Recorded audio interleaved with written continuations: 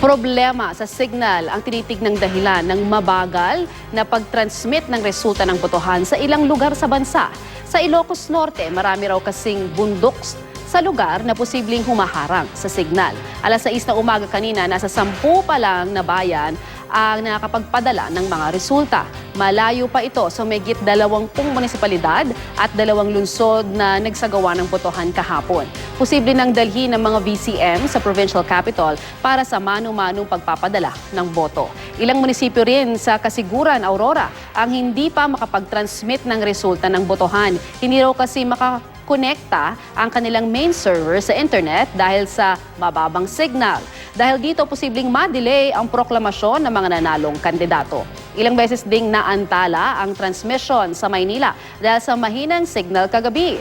Todo bantay naman ang poll watchers sa mga VCM.